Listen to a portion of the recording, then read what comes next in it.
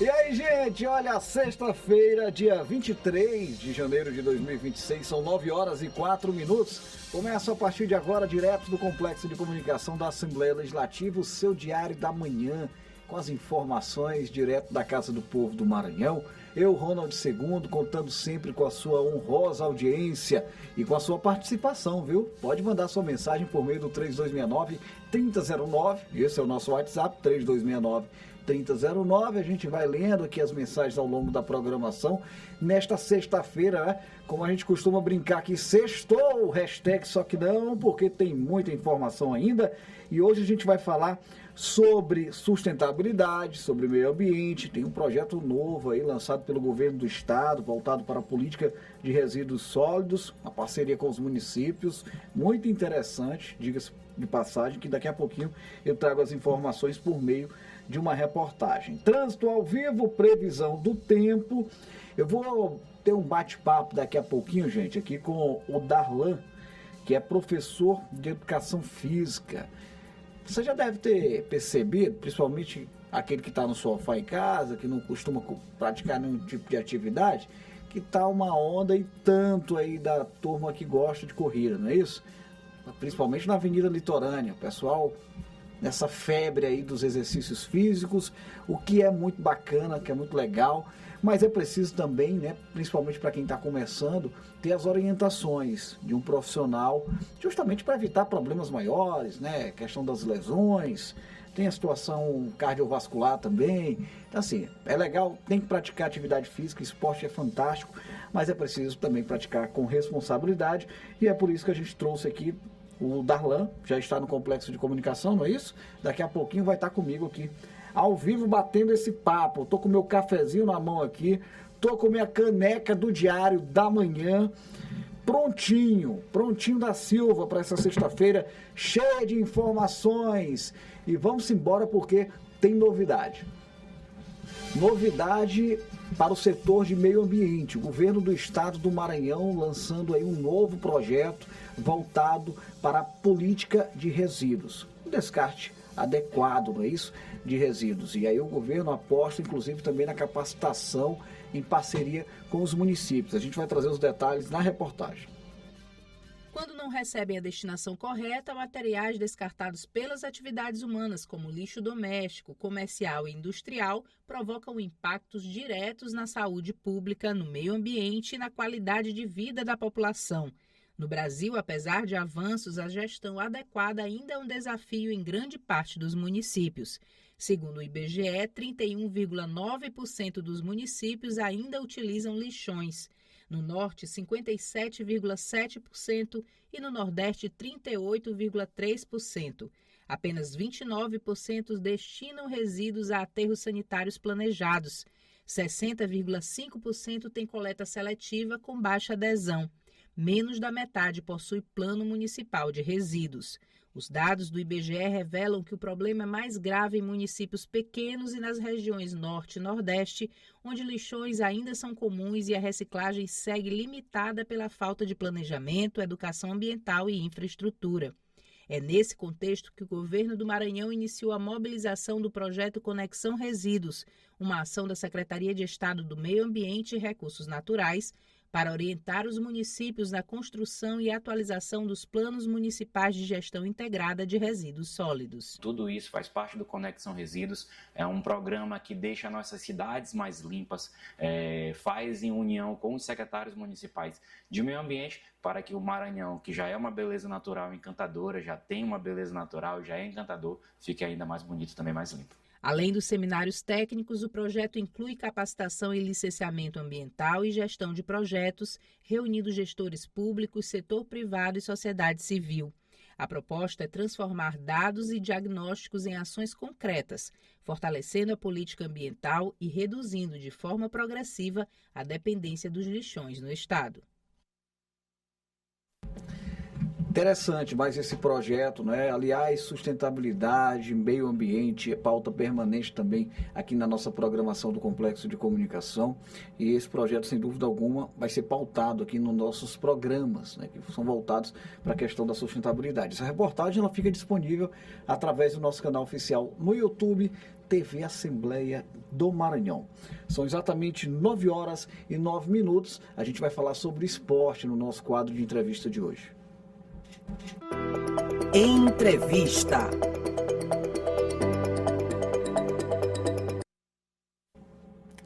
Olha aí, gente, são 9h09.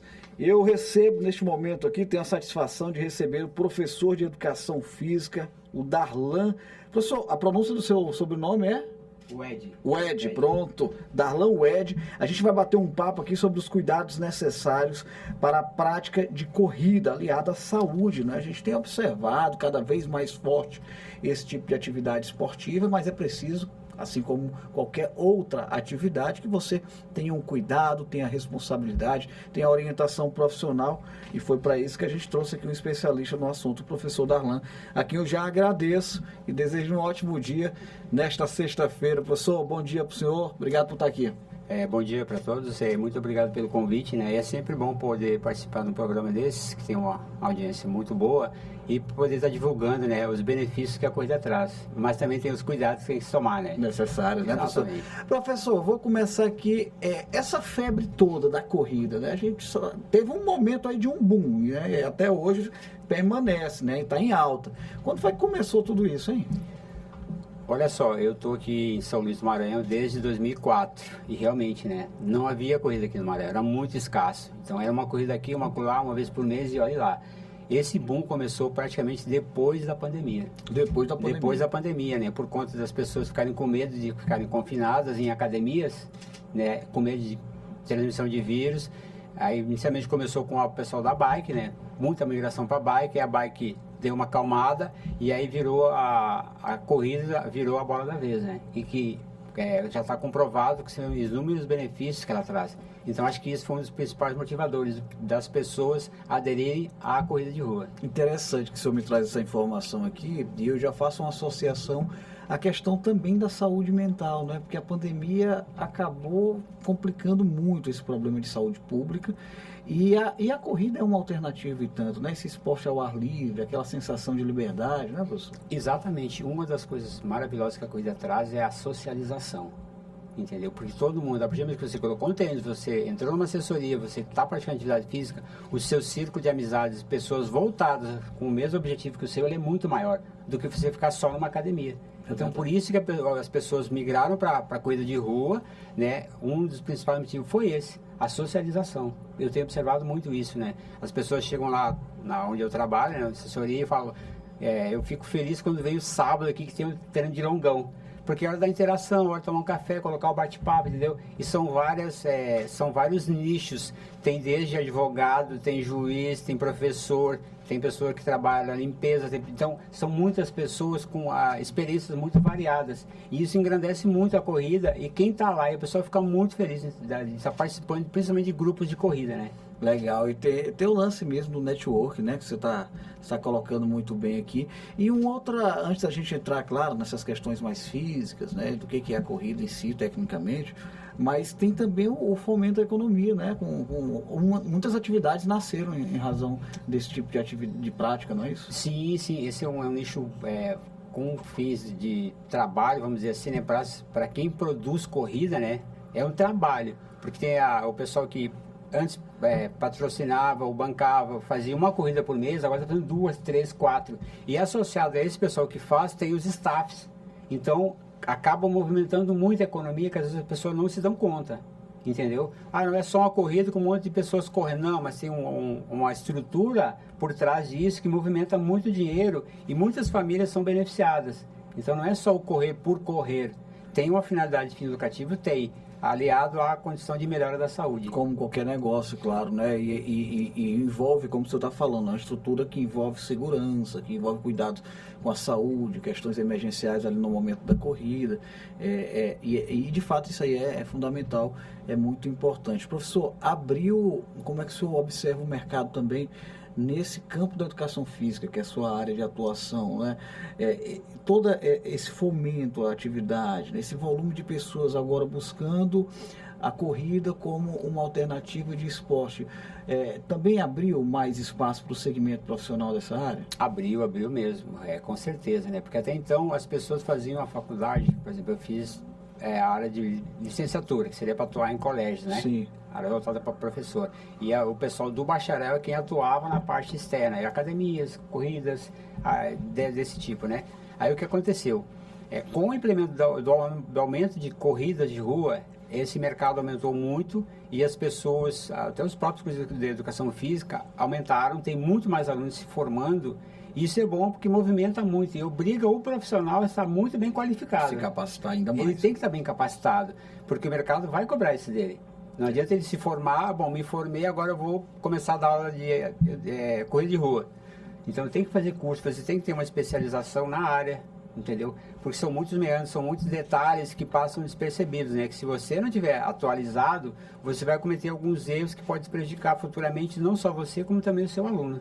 Dá para perceber isso aí mesmo. Se a gente for fazer um comparativo com décadas anteriores, né? Tinha muita gente dentro desse mercado que não tinha qualificação profissional. Hoje o mercado acabou colocando esse pessoal meio que para fora, né? Porque exige mesmo uma qualificação técnica mais profissional dentro desse sentido. Nas próprias academias a gente observa isso, né? São educadores físicos que estão ali se especializando. Agora, professor, eu quero entrar nessa questão aqui pro cidadão, para a cidadã que observa ali nas redes sociais as fotos, o pessoal correndo, eu também quero correr e tal, acaba sendo motivado, né, de uma maneira muito positiva, e eu acho muito bacana, inclusive, registrar esse trabalho muito legal que os fotógrafos fazem, principalmente ali na Avenida Litorânea. Isso aí é motivador, né, para quem está em casa fora do esporte, não, professor, também? Com certeza, né, porque a gente até brinca, né, cada passada é um clique, né, na Litorânea está assim, cada passada Hollywood ali, exatamente, Então isso acaba também motivando as pessoas, né, porque elas estão praticando esporte, elas estão divulgando o que elas estão fazendo, estão se sentindo bem e isso está sendo registrado. E é uma motivação porque você ficar no anonimato, às vezes fica um pouco desmotivado. E outra coisa também que acontece é o seguinte, né? Aquela velha história. Palavras movimentam, o exemplo arrasta. Quantas pessoas que já não viram um amigo que não sabia que corria, viram as fotos e, peraí, mas ele está correndo? Como é que ele fez? E começa a procurar, fala com a pessoa, vai atrás de uma assessoria para dar o suporte técnico para ele e começa a correr. E esse é o verdadeiro bom exemplo, né? E parabéns, viu, aos profissionais. A gente está falando de ampliação do mercado, de campo de atuação profissional, e os fotógrafos, né, merecem todo esse reconhecimento porque fazem um grande trabalho. Aí eu quero entrar, professor, nessa questão do cidadão comum. Eu me lembro, hoje eu já estou fazendo uma atividade ou outra e tal, dou uma corridinha de leve ali pela Litorânea, mas antigamente eu estava completamente sedentário. Para esse cidadão que está no sedentarismo, vou resolver correr, não é só chegar lá e correr de qualquer maneira, né? Não. Tem que ter uma preocupação, um cuidado, né? Principalmente para quem está ingressando aí no esporte, né? Com certeza, porque antigamente tinha aquele jargão, né? Tipo, eu vou correr, é só colocar um tênis e sair. Não, isso já caiu por terra, né? Não se pode mais admitir esse tipo de pensamento assim, porque a corrida envolve benefícios, mas ela envolve riscos também. E às vezes a pessoa só vê os benefícios. E se ela for fazer uma atividade sem estar com um acompanhamento mínimo de exames médicos, ela pode, ao invés de ter um benefício, ela tem um prejuízo. Por isso que quando a gente vai começar a correr, pessoal que é iniciante, primeira coisa, eu sei que nem todo mundo vai conseguir fazer, mas quem puder, faça exame médico. Procurar um cardiologista, por exemplo? Cardiologista, ele é o mais indicado. Sim. E se ele for da área do esporte, melhor ainda. É uma especificação, então ele tem um conhecimento mais aprimorado com relação a isso. Porque geralmente, se ele pegar, um exemplo prático, se ele pegar alguém que é atleta e alguém que é sedentário, os exames vão dar diferente. Por quê? Aí vamos lá, o batimento cardíaco de uma pessoa que já corre há muito tempo, ele é bem mais baixo do que uma pessoa que é sedentária. Porque o organismo já acostumou a trabalhar em mais alto. Exatamente, o coração está mais volumoso, musculoso, como a gente fala, no jargão, está mais musculoso, então ele faz menos esforço para demandar a mesma quantidade de sangue. Ao invés de eu, por exemplo, eu fazer 70 batimentos cardíacos para aumentar 5 litros de sangue, eu faço 40. O meu batimento hoje normal é 40. Que é bem abaixo do que as pessoas que são sedentárias, né? Mas por causa do meu condicionamento físico ao longo dos anos. E isso é bom. Então, ou seja, você, primeira coisa, procure um profissional da área médica de preferência um cardiologista, ele vai passar, geralmente são os hemograma completo, mapa, holter, para ver como é que está a tua pressão, ele vai ver como é que está o teu batimento cardíaco ao longo do dia, numa atividade normal tua. O que ele vai pedir? Vitaminas, B12, D, porque às vezes tu está com a vitamina baixa e tu não sabe. Se tu não for fizer um exame para constatar isso, de sangue, você não vai saber. Às vezes está cansado, você acorda sempre cansado, você dorme às 8 horas recomendadas, né, para estar disposto no dia seguinte, você está sempre cansado, entendeu? Tudo fica mais difícil, aí você vai estar com uma deficiência de vitamina. Aí você vai lá, suplementa e fica tudo ok. Aí você consegue também desempenhar o melhor papel durante a atividade física, né? Senão você não vai chegar na atividade já cansado, você vai chegar lá descansado e com condições de fazer um bom trabalho. E aí esse monitoramento feito, por exemplo, por um cardiologista, vai ser associado a uma orientação profissional de um educador físico, para você ter aquela atividade adequada à sua realidade, né, professor? Sim, porque princípio da individualidade, né? Cada um tem a sua individualidade. Não tem como você pegar e querer comparar A com B, a corredor que é sedentário, mas antes fazia uma atividade física, jogava futebol e parou, com alguém que nunca fez nada. Aí, se eu colocar na balança, os dois estão, por exemplo, 3 anos parados, mas um já foi atleta, o outro nunca fez nada. Então isso também vai ser constatado durante os exames, e aí cabe ao profissional de educação física que trabalha na área de corrida saber identificar. Por isso a gente faz uma anamnese. Quando o aluno chega, a primeira coisa que a gente faz é a entrevista com ele. Já correu, nunca correu, é sedentário, tem algum problema de articulação, teve alguma lesão, algum histórico na sua família de diabetes, hipertensão. Então essa anamnese básica a gente faz quando o aluno aparece lá. Aí a gente faz, então, sugiro que você faça, eu tenho um problema cardíaco na minha família. Opa, procure um cardiologista. Já ia procurar naturalmente, essa recomendação fica maior ainda, né? Procure um cardiologista, vá lá, verifique, primeiro faça todos esses exames, né? Retarda um pouquinho o seu ingresso e aí depois, estou liberado para correr. E quem não tem o conhecimento ali, né, não está vivendo o dia a dia dessa questão da educação física, da atividade ali mais voltada, que se aproxima ali para o campo profissional, também precisa compreender outros fatores, como, por exemplo, a importância de um aquecimento, hein, professor? Sim. É só chegar, descer do carro e sair correndo. Eu vejo muito isso. Eu tenho alunos no interior que eles... Eu falo com eles, como é que... quero começar a ter uma assessoria. Aí beleza, como é que você faz? Aí, não, professor, a gente chega aqui, aí chega do trabalho, estaciona a moto na praça e vamos correr. E sai correndo. Aí tu aumenta muito a chance de ter lesão. O que acontece? Esse é um fator. Esse é um dos fatores que precisa ter cuidado, né? Com relação à prévia antes de começar a correr. Chegou, faz o básico, que é o quê? Principalmente mobilidade. Você precisa fazer a mobilização de quadril, joelho e tornozelo. Tem os exercícios específicos, né? Na internet tem vários exercícios que você pode fazer, não demanda muito tempo, você vai fazer 10 minutos no máximo. Você conseguiu fazer essa parte de mobilidade, faz alguns educativos, que são os básicos de corrida também, né? E aí você está pronto para começar a correr. Ou seja, eu já mandei, o meu cérebro já recebeu a mensagem, já mandou o comando para as articulações, libera o líquido sinovial, que é o que lubrifica as nossas articulações. Sim. Libera o líquido sinovial que vai ter atividade física. Vai ter corrida. Vai ter alguma coisa. Então, ou seja, eu já começo a corrida com as articulações lubrificadas. A chance de eu ter algum problema de quadril, de joelho, por conta de não ter aquecido, ela diminui muito. É claro que aqui a gente não vai ter como mostrar, mas em torno de quanto tempo de aquecimento? 10 a 15 minutos? Quem vai fazer um treininho aí de 5 quilômetros? Sim, o aquecimento básico. Seria mobilidade de perna, de quadril que eu falei, né? Dura em torno de 10, 15 minutos no máximo. E a pessoa está pronta para começar a correr. E vai fazer uma diferença muito grande que você chegar e começar a correr. Entendeu? Ou seja, você vai começar a produzir o líquido sinovial já com quase 10, 15 minutos depois que você começou a correr.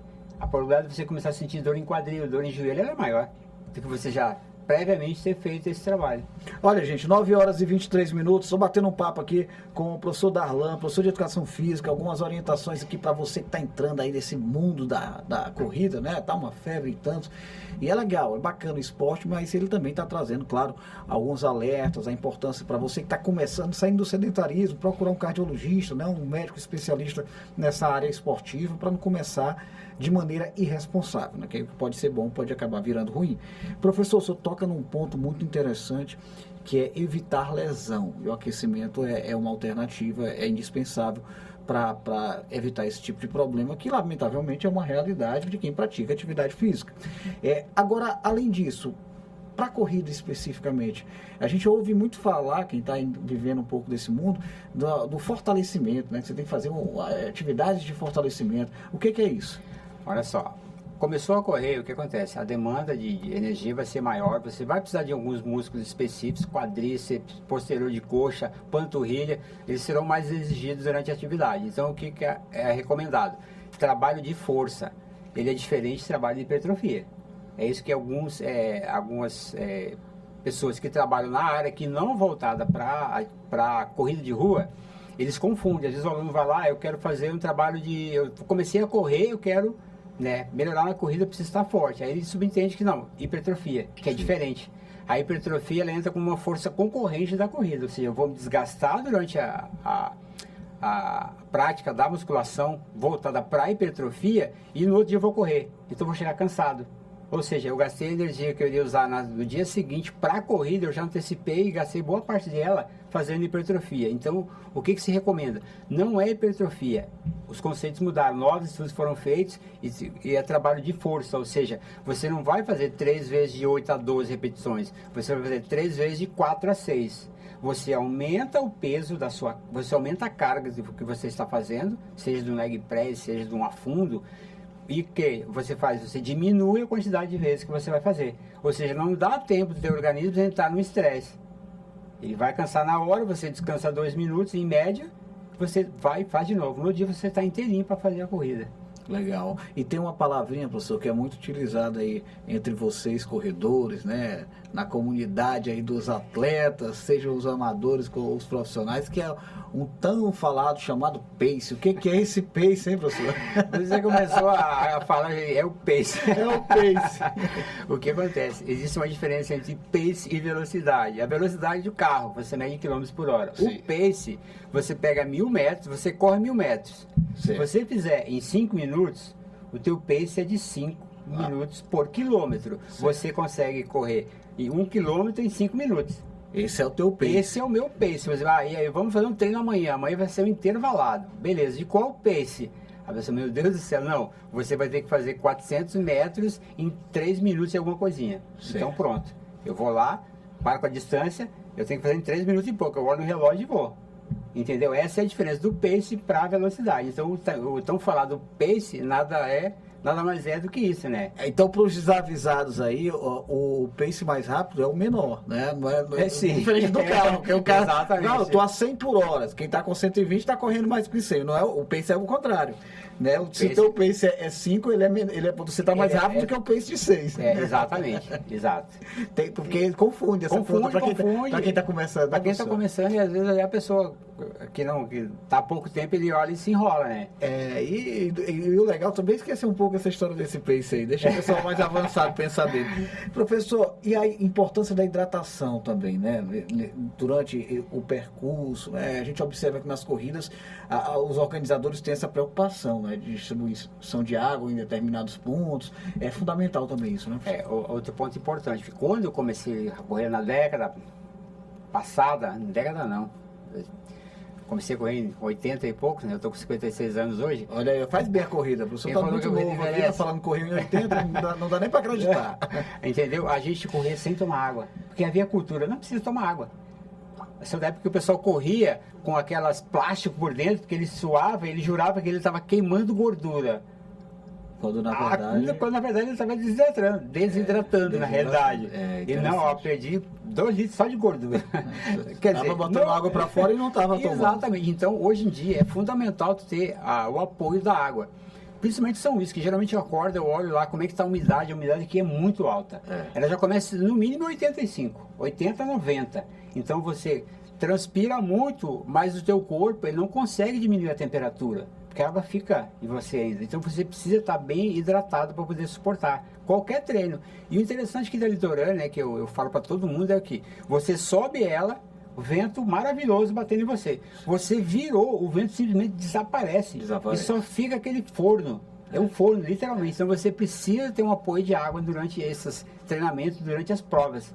E se faltou água, aí você quer ver o corredor zangado, faltar água, não pode faltar água. Não pode, é fundamental. Né? Tem que ter, né? Interessante que você está colocando ali, né? Quem já está fazendo essa corridinha ali pela litorânea observa isso mesmo. Você vai no sentido pescador, o vento vai te empurrando ali, mas você nem percebe, não tem vento, não. Né? E aí é bom e ruim, né? Para a questão da hidratação é muito ruim, né? Mas e aí a volta também, tem dias que não tem quem aguente, viu, professor? É um vento forte. O vento é forte mais, né? Tanto para o pessoal que corre quanto para o pessoal que pedala também, né? Esse sofrimento é grande ali, entendeu? Então aí nesse momento você, voltando ao nosso amigo, você esquece o pace. Esquece. Não esquece o pace, vai lá só vou fazer meu treino aqui sem preocupar, não vou nem olhar para o relógio, entendeu? É legal. E esse lance de esquecer o pace é importante também. Você está em casa, tentar sair desse lance do sedentarismo, que é péssimo para a saúde, né, professor?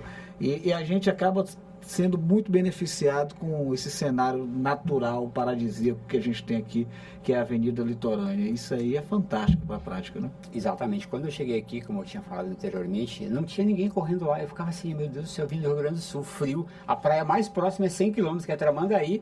Eu cheguei aqui, meu Deus, eu moro a, sei lá, 2, 3 km da praia. Eu falava com meus amigos, quando chegava lá, dizia, tu mora perto da praia? Não, cara, eu moro mais ou menos, eu moro 2 km. Ah, tá de brincadeira. A gente roda 100 km, pega água gelada, tu mora 2 km, acho que falando que mora mais ou menos perto. Então eu não entendia muito bem essa cultura do pessoal não usar a litorânea, mas graças a Deus melhorou muito e é um espaço que está maravilhoso para a parte de atividade física, né? Muito bom, né? E a semana inteira, e dia de domingo nem se fala, né? Porque você vê as famílias lá, o pessoal passeando com os cachorrinhos, com os filhos. Muito interessante. Eu quero agradecer, gente, aqui.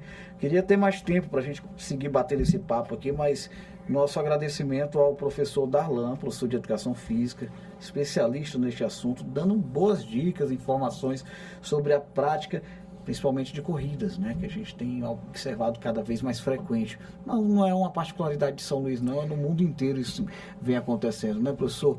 Muito obrigado pela sua atenção com os nossos ouvintes, internautas e telespectadores. Eu agradeço mais uma vez o convite, né? E só um dado interessante, tem um aplicativo que ele fez um levantamento, o Brasil tem 19 milhões de praticantes cadastrados nesse aplicativo. O Brasil, 19 milhões. E fora os que não estão cadastrados, que nem sabem que ele existe. Outro dado importante é que em 2024 o Brasil ficou em segundo lugar em termos de praticantes de corrida de rua do mundo. É muita gente com atividade física. Então tem que ser um trabalho voltado, preocupado e não ficar com esse conceito antigo. Põe o tênis e vai correr. Então, segue as orientações que eu passei com relação à parte de exames básicos para você poder usufruir do melhor que é a corrida. Legal. Quando eu comecei a praticar atividade, eu perguntei para uma prima minha que já é muito avançada aí, a Thalita Seabra, que vocês conhecem, da corrida. E aí eu falei, prima, será que eu já... É muito cedo para eu pensar em procurar uma assessoria, uma ajuda do especialista? Eu estou começando agora, nunca é cedo, muito pelo contrário, né? É a hora certa, né? Para você fazer a coisa certa já no começo, você vai ter uma evolução muito mais rápida e com muito maior segurança, né? É isso mesmo. Obrigado, professor. Eu que agradeço pelo convite, tá? Estou à disposição. Se quiser me chamar de novo para a gente aprofundar mais o assunto em outros temas que não foram abordados, eu agradeço. Virá com toda certeza, vem com toda certeza aqui para a gente bater um papo, inclusive no nosso programa de esporte aqui da TV Assembleia e da rádio também. Olha, e aí você que ficou animado para a corrida, precisa saber se vai correr na chuva ou vai correr no sol do fim de semana, mas quem tem essa informação não é o professor Darlan, não, é a previsão do tempo. Paula Torres, é com você, muito bom dia.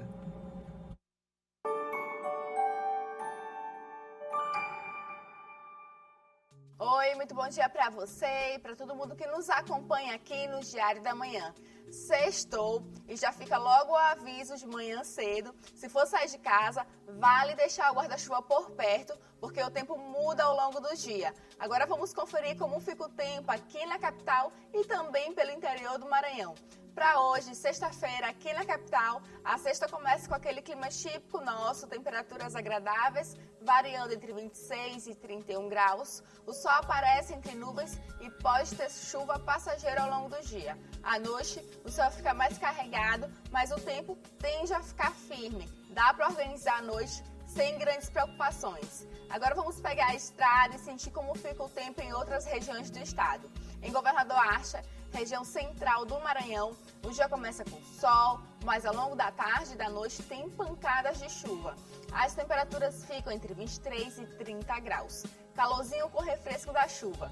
Em Parnarama, ali no leste maranhense, por lá o cenário é parecido com o da capital.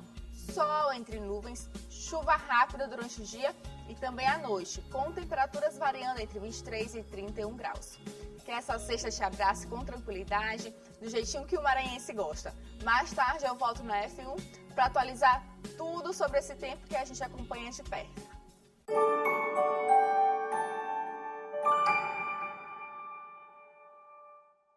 Beleza, Paula, obrigado. 1h da tarde no F1 tem previsão do tempo. Também às 8 da noite, no nosso Assembleia em Foco da 96.9 FM, mais informações sobre o assunto. São 9h34. Eu vou finalizando aqui o Diário da Manhã com a TV Assembleia. Nossa transmissão simultânea com o canal digital 9.2. Agradecendo a sua honrosa audiência, telespectador. Muito obrigado pela companhia, não apenas por hoje, mas ao longo de toda a semana. Desde já, uma excelente sexta-feira, um maravilhoso fim de semana. E a gente se reencontra na programação da TV, tá bom? Tudo de bom e até a próxima.